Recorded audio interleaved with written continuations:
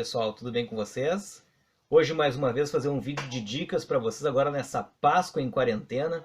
A gente vai ficar mais um tempo ainda isolado, mas isso não quer dizer que a gente não tenha coisas bem legais para fazer nos próximos dias, certo? Então eu vou apresentar para vocês um livro, uma graphic novel, uma banda para vocês conhecerem, tá?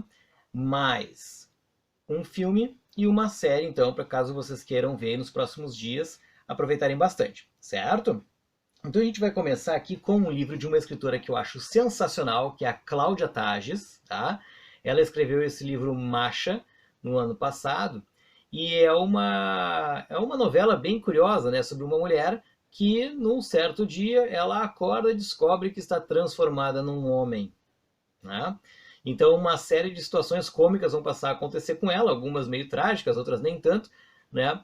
Mas que vão mostrar um pouquinho do que é a situação dessa moça que passa a ter a sua vida totalmente modificada em função de ter mudado de gênero, né? Assim como na transformação da metamorfose do Kafka, né? A gente tem um homem que num dia acorda transformado numa barata. Nesse caso, a Cláudia Tages resolveu escrever sobre uma mulher que acaba transformada num homem, tá?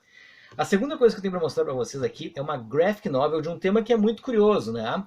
Todos nós tivemos acesso um dia a informações acerca da religião, né? Seja da religião católica, né, ou de outras, mas todo mundo já ouviu falar no Gênesis da Bíblia Católica.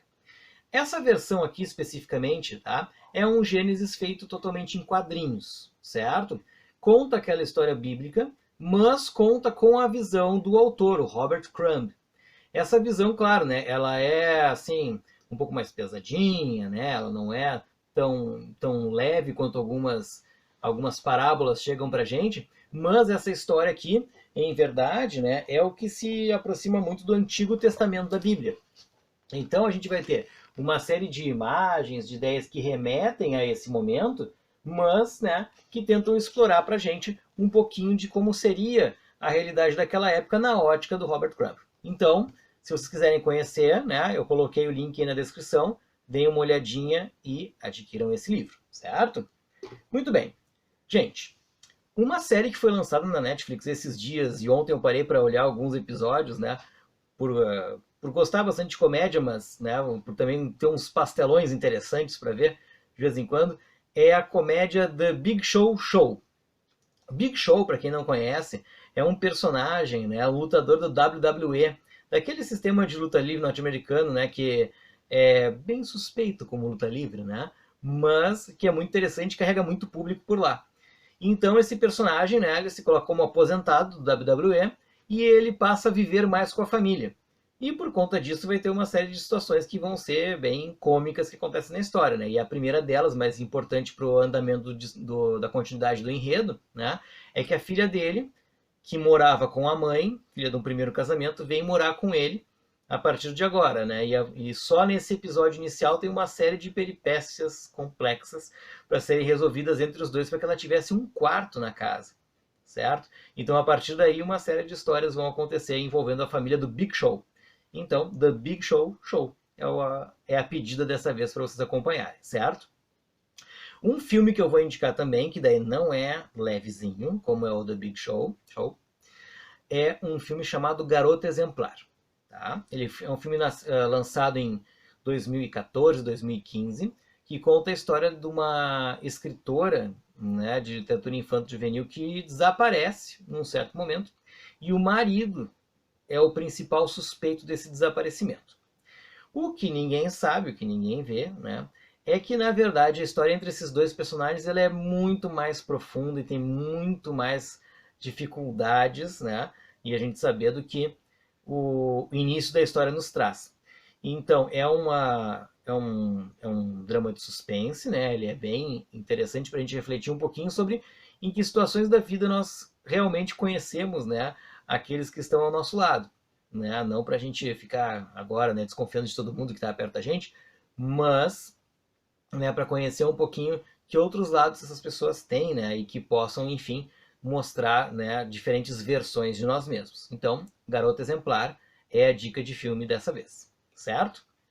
E para nós terminarmos, né, vocês sabem que eu vou agora, né, indicar sempre alguns metais para vocês escutarem, né, porque é o gênero que esta pessoa aqui gosta, mas também porque é um gênero musical que traz mais experiências de narrativas, de histórias, né, que a gente desconhece. Então, dessa vez eu vou indicar uma banda brasileira, uma banda que já é extinta, ela não traz mais material, né?